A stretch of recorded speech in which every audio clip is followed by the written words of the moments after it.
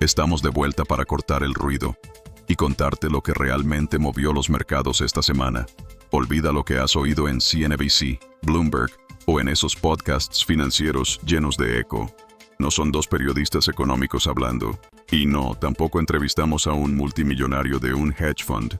Esto es algo totalmente diferente. Es un informe en bruto, en tiempo real, entre dos IAs, ambas entrenadas por un exgestor institucional, analizando lo que verdaderamente movió los mercados globales. Los mercados globales frenaron en seco esta semana.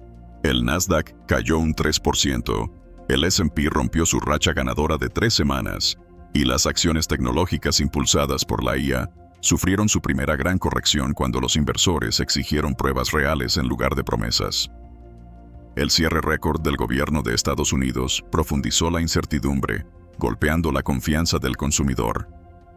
En Europa, las ventas minoristas cayeron por tercer mes consecutivo, y una dividida Banco de Inglaterra mantuvo los tipos, revelando debilidad económica. En Asia, el Nikkei japonés retrocedió más del 4% por la fortaleza del yen y el aumento salarial, mientras que China logró un frágil repunte impulsado solo por una tregua comercial temporal con Estados Unidos. Antes de lanzarte al próximo breakout o movimiento macro, detente. Analicemos lo que los datos susurran, no lo que gritan los titulares. Dale like, comparte y suscríbete si quieres información real, no opiniones recicladas. Y quédate hasta el final, porque revelaremos los 5 principales riesgos globales que podrían sorprender a los mercados la próxima semana. Bienvenidos a la cita semanal obligada con los mercados globales. Semana intensa, ¿eh? Uf, y tanto. Parece que el optimismo ha chocado con un muro y los inversores como que han levantado el pie del acelerador. Definitivamente. Hemos presenciado una retirada bastante clara del apetito por el riesgo en casi todas partes. Es que hay varias nubes en el horizonte, ¿sabes? Sí, Esas valoraciones estratosféricas en inteligencia artificial empiezan a generar, cierto vértigo. Luego, el cierre del gobierno en Estados Unidos que ya bate récords históricos.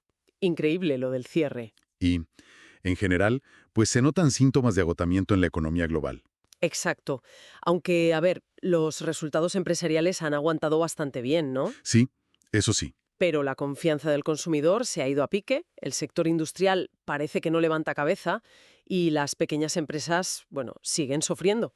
Así es. Vamos a meternos de lleno en este panorama, continente por continente. ¿Listos? ¿Empezamos? Arrancamos en Estados Unidos. Semana teñida de rojo.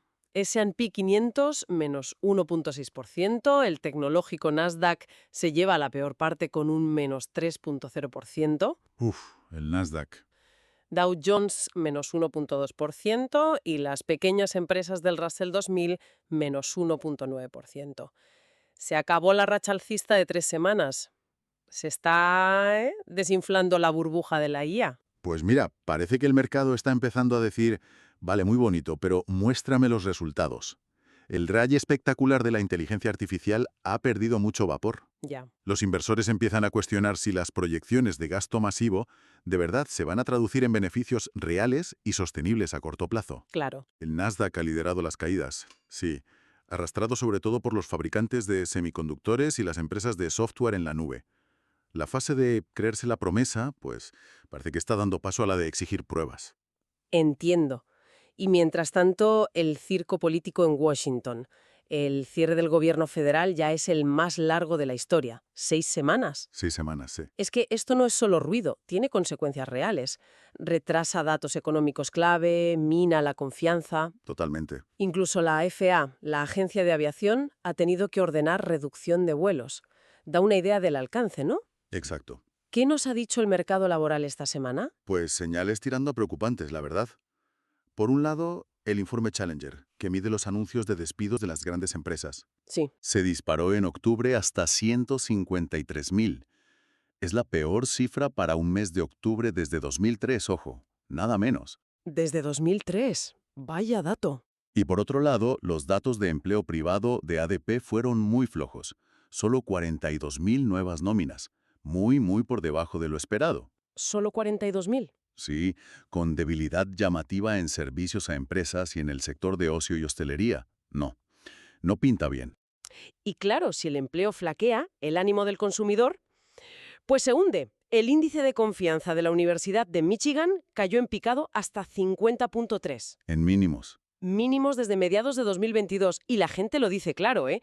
El cierre del gobierno y el deterioro de sus finanzas personales son los culpables de este pesimismo galopante. Totalmente comprensible, la verdad. Ahora, para ser justos, hay un dato que probablemente evitó un descalabro mayor en las bolsas. A ver, Un impresionante 82% de las empresas del S&P 500 que ya han publicado sus cuentas del tercer trimestre han superado las previsiones de beneficios. un 82%. Eso es mucho. Es el porcentaje más alto en 4 años. Y esto ha funcionado como un colchón, ¿sabes?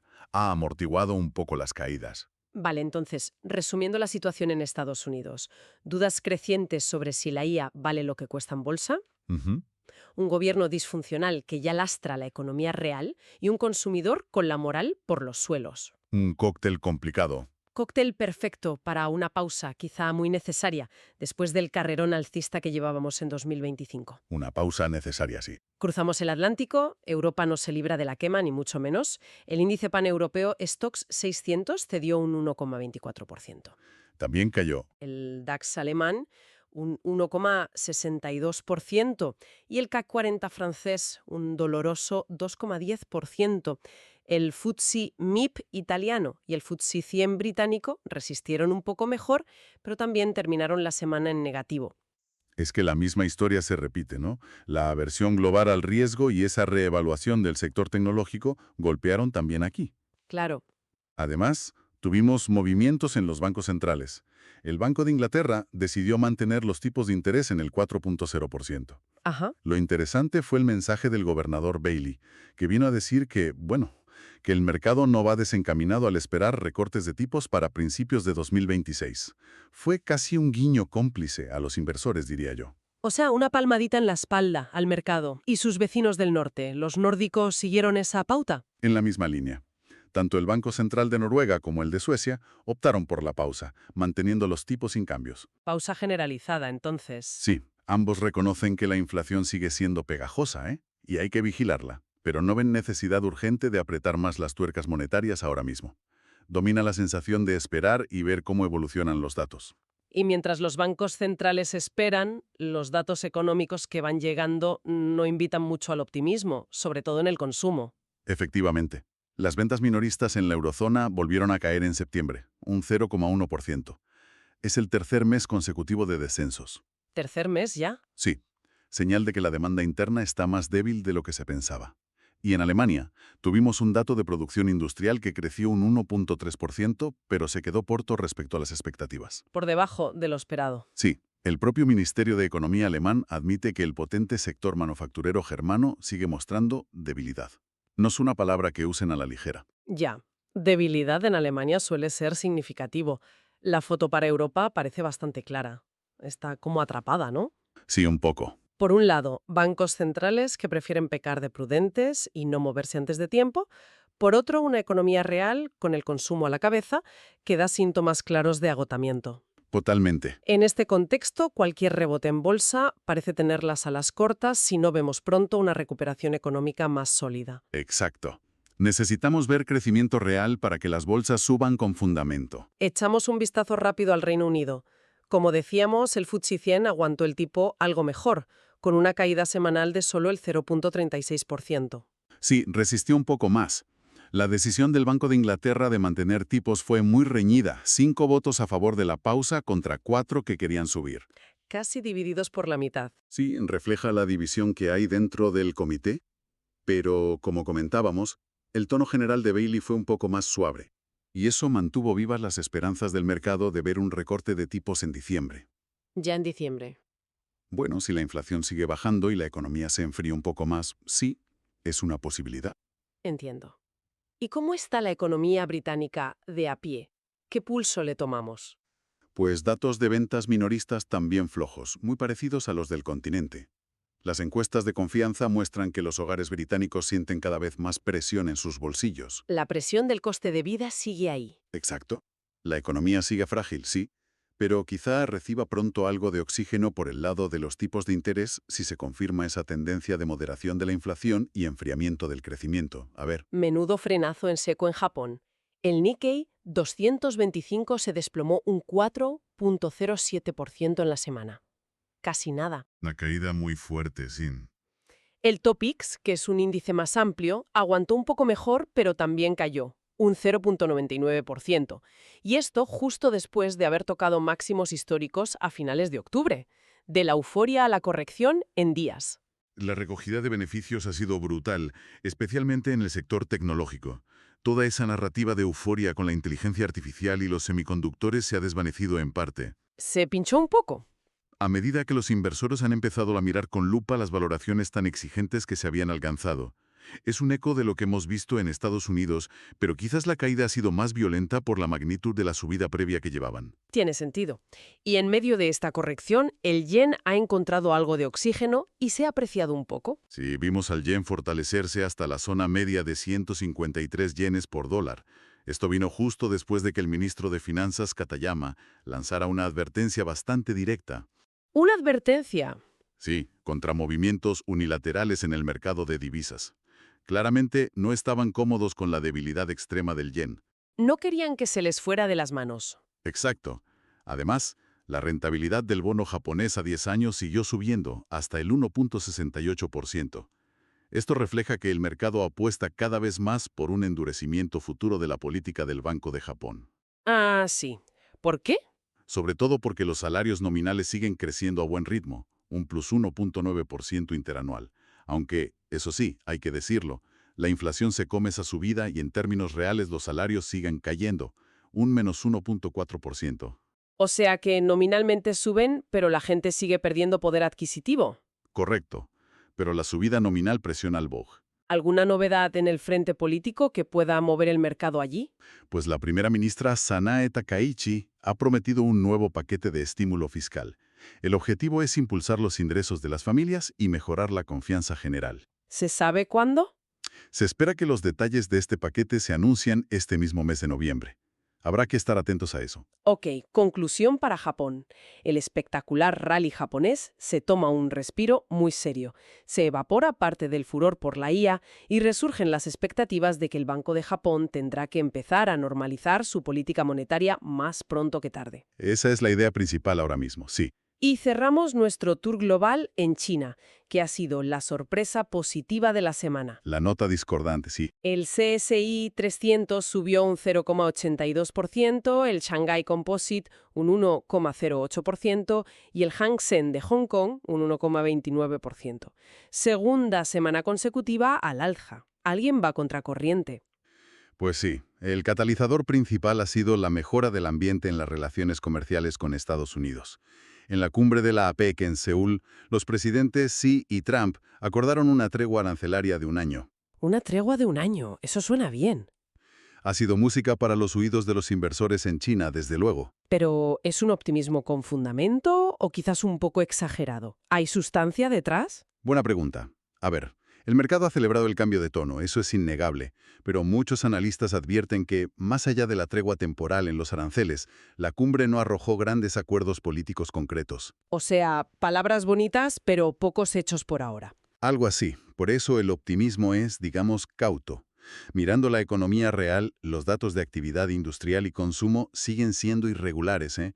No hay una recuperación clara todavía.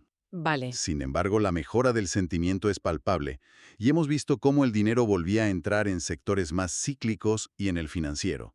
Algo se mueve. Parece que la clave en China es la tregua comercial da un respiro al sentimiento a corto plazo, pero los problemas estructurales de fondo de la economía china, la desaceleración, el sector inmobiliario, etcétera, siguen ahí, ¿no? Siguen ahí, exacto, proyectando una sombra sobre las perspectivas a medio plazo.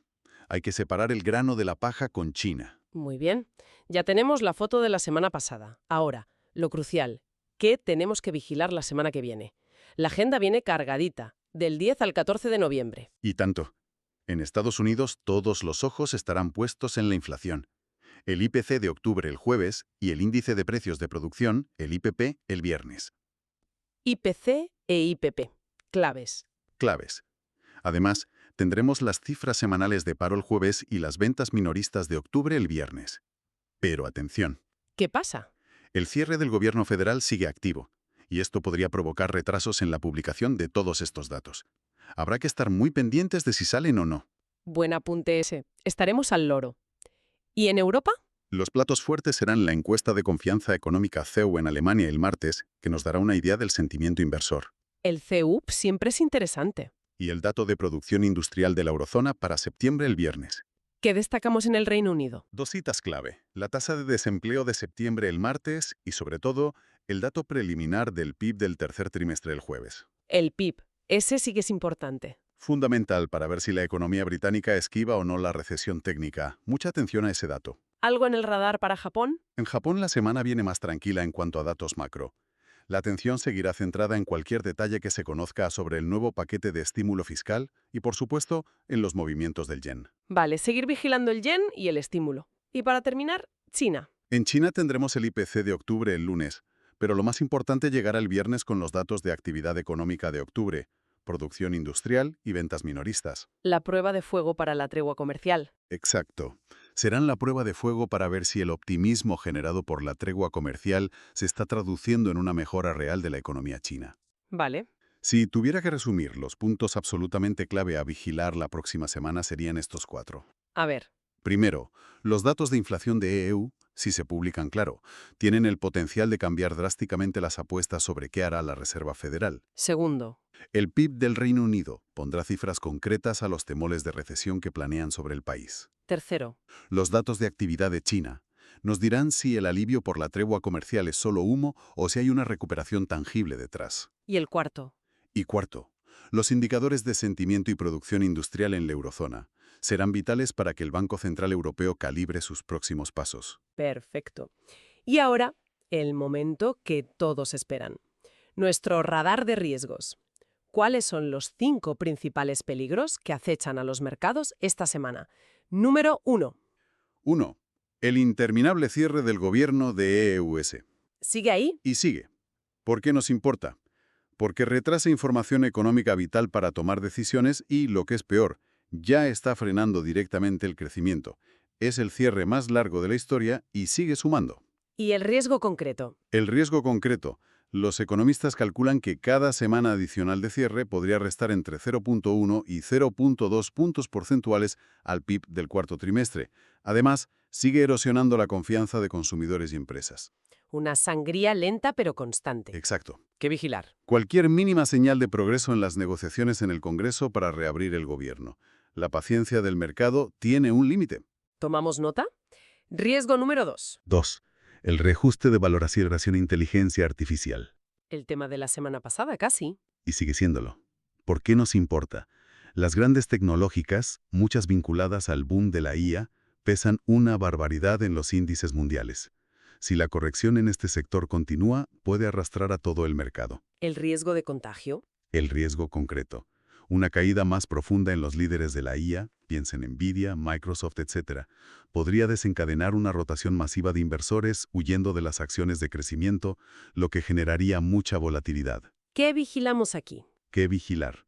Los mensajes y previsiones que den los grandes fabricantes de chips y los proveedores de servicios en la nube en las próximas semanas. Sus perspectivas son cruciales. Entendido. ¿El tercero? 3. El dilema. Inflación pegajosa versus crecimiento débil. La cuadratura del círculo para la Fed. Exactamente. ¿Por qué nos importa? La Reserva Federal está en una encrucijada. La inflación, el IPC, puede seguir alta o bajar muy lentamente, mientras la economía real da señales de enfriamiento. Es el peor de los escenarios para un banco central. El fantasma de la estanflación. El riesgo concreto, que resurjan los fantasmas de la estanflación ligera, o sea, inflación alta con crecimiento bajo o nulo. Este escenario es tóxico tanto para la renta variable como para la renta fija. ¿Qué dato mirar? ¿Qué vigilar?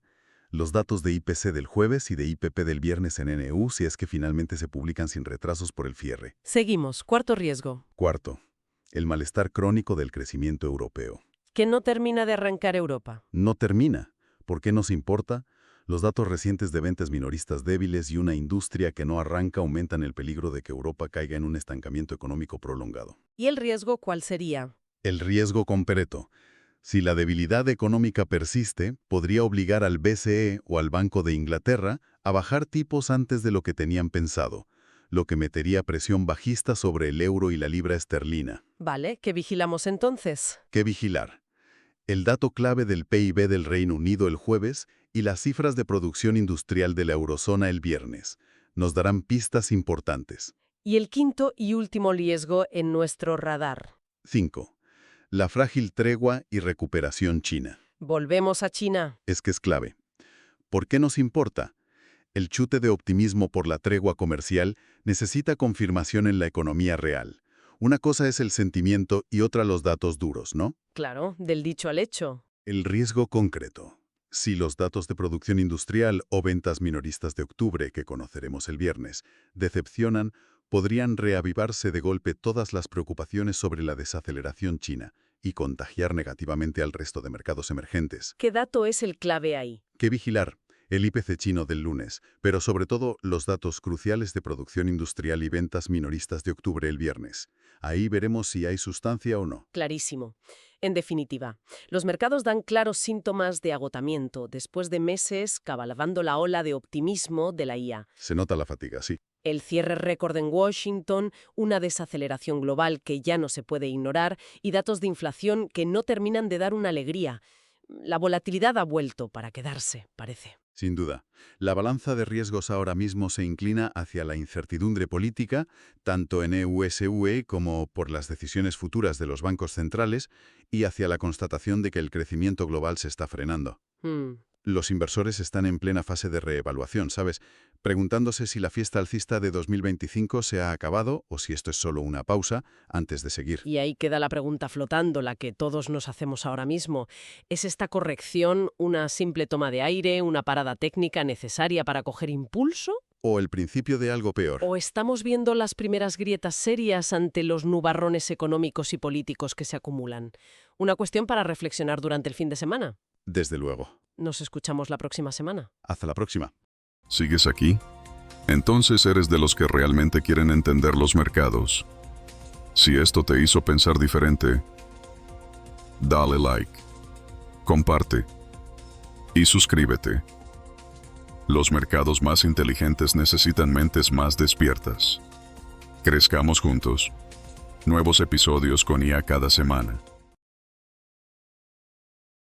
Imagina este nivel de análisis, impulsado por IA, pero adaptado a tu negocio, ya sea que gestiones inversiones, sigas la política económica o lideres un equipo ágil. Creamos podcasts a medida para tomadores de decisiones como tú. Contáctanos, construyamos el tuyo.